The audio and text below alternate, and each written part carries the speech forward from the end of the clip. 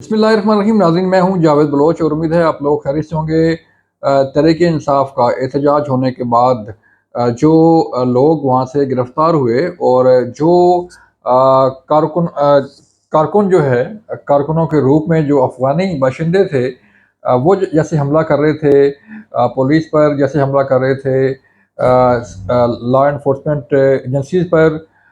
उनको देखते हुए ये लग रहा था कि ये कोई ट्रेंड लोग हैं और जैसे ये हमला कर रहे थे, जैसे ये पथराव कर रहे थे और जैसे आंसू गैस के शेल जो है वो पुलिस पर फेंक रहे थे, उससे ये अंदाज़ा हो रहा था कि ये कौन लोग हो सकते हैं और कौन इन्हें इन्हें लेके आया है और ट्रेंड लोग हैं। अब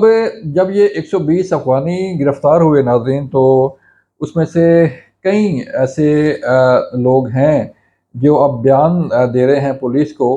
कि उन्हें वर्गला कर जो है वो लाया गया था, उनका तल्लुक अफ़गानिस्तान से है और उन्हें पेशावर से यहाँ लाया गया इस्लामाबाद। इस्लामाबाद में ला के तोड़ फोड़ करने का टास्क दिया गया, जलाओ घराव करने का टास्क दिया गया। ये वो बयानात हैं जो हम आपको बता रहे हैं कि जो लोग गिरफ्तार हुए उन्होंने ये बयान दिए पुलिस को कि उनका उनका तल्लुक जो है वो कहाँ से है और वो कैसे आए थे। नूरुद्दीन है, मुदस्सर है, बाकी जो लोग हैं उनके बयानात भी सोशल मीडिया पर चल रहे हैं कि जिनका ये कहना है कि उनका तल्लुक जो है अफ़गानिस्तान से है और अफ़गानिस्तान से ये पेशावर में और केपी के मुख्तलिफ इलाकों में मेहनत मजदूरी करते हैं अपने बीवी बच्चों के साथ, अपने वालिदैन के साथ। लेकिन इन्हें दिहाड़ी पर जो है वो हायर किया गया और तहरीक इंसाफ के मुख्तलिफ रहनुमाओं ने उन्हें किसी को 5,000 दिए, किसी को 2,000 दिए पर डे, और यूं उन्हें जो है दिहाड़ी पर हायर करते हुए इस्लामाबाद लाया गया। और उनका ये कहना है, पुलिस को बताया उन्होंने और उनके बयान जो सामने आ रहे हैं वो ये हैं कि उन्हें ये टास्क दिया गया था कि आपने जलाओ घिराव करना है और जो भी गाड़ियां हों इस्लामाबाद में उन्हें आग लगानी है, जो बिल्डिंग सामने आए उन्हें आग लगा दें और जो पुलिस सामने आए उनके उनके खिलाफ भी भरपूर कार्रवाई करें। तो अब ये बयानात जो है वो अगर हम देखें और 120 से ज़ायद अफ़गानियों की गिरफ़्तारी देखें जो कि अफ़गानिस्तान से यहाँ पे आए थे, तो पता चलता है कि तहरीक इंसाफ ने किस तरह अपने मकासद हासिल करने के लिए लोगों को हायर किया और लोगों को यहाँ पर ला के, शायद यही वजह थी कि तहरीक इंसाफ के वज़ीर आला केपी के अली मीन गंडापुर साहब जो है वो चाइना चौक पहुँचने के बाद फौरी तौर पर यहाँ से चले गए और इन अफ़गानियों को, इन कारकुनों को जो है वो यहाँ छोड़ गए ताकि ये भरपूर तरीके से जलाओ घिराव कर सकें और जो है वो पुलिस को भी निशाना बना सकें। आपकी लम्हे है कि एक एहलकार पुलिस का वो शहीद हो गया, दूसरे को जो है उन्होंने अगवा किया, ज़िलोकोब किया और वो भी फुटेज जो है वो सोशल मीडिया पर चल रही हैं। तो ये जो सूरत हाल है, अब इन लोगों के ख़िलाफ़ तहक़ीक़ात हो रही हैं और जो सरकारी मशीनरी इस्तेमाल की गई थी पुलिस की, फायर ब्रिगेड की और बाकी महकमों की, और जो केपी हुकूमत के जो एहलकार थे जो मुख्तलिफ महकमों में तैनात थे, उनका यहाँ पे आना, उनका यहाँ पे गिरफ़्तार होना, पुलिस के जो है वो सिटी डी के लोग जो है वो एहलकार का गिरफ़्तार होना और भागते हुए जो है उन्हें जब गिरफ़्तार किया गया तो उन्होंने भी काफ़ी सारे इंकशाफात किए हैं। हमारे ज़राए बता रहे हैं कि उन्होंने तहक़ीक़ाती इदारों के सामने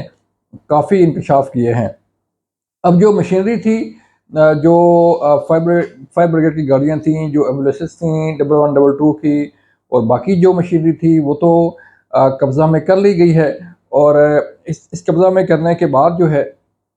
वो मज़ीद तहक़ीक़ात की जा रही हैं और केपी हुकूमत यानी कि चीफ सेक्रेटरी से भी जो है वो पूछा गया है कि ये लोग कहाँ-कहाँ पर तैनात थे और कहाँ-कहाँ से ये आए थे। तो यूँ इस तहक़ीक़ात का दायरा जो है उसी किया गया है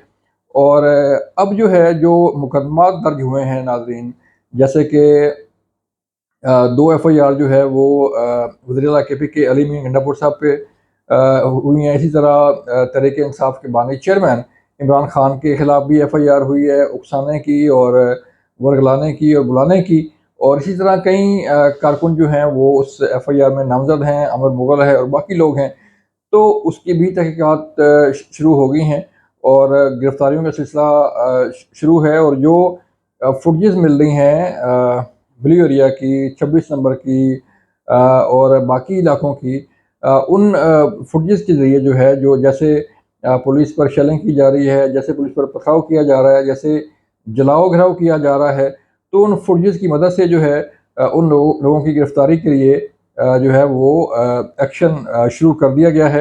اور امید یہ کی جا رہی ہے کہ نادرا سے ان کا ڈیٹا ملنے کے بعد ان کی جو ہے وہ شناخت مکمل ہو جائے گی اور انہیں جہاں بھی وہ ہوئے وہ گرفتار کر لیے جائیں گے۔ نادرا کے پاس سارا ڈیٹا جو ہے بھجوا دیا گیا ہے، ساری تصویریں جو ہے بھجوا دی گئی ہیں۔ ذرائع بتا رہے ہیں کہ نادرا نے کئی لوگوں کی شناخت بھی کر لی ہے جو پولیس کو فراہم کر دی گئی ہے، اور پولیس ان کی گرفتاری کے لیے مختلف علاقوں میں کارروائی بھی کرنا شروع ہو گئی ہے۔ تو اگر ہم دیکھیں اس پوری صورتحال کو، ایپیسوڈ کو، پھر اگر ہم دیکھیں علی مین گنڈا پور صاحب کی یہاں سے فرار ہونے کی کہانی کو، تو لگتا یہ ہے کہ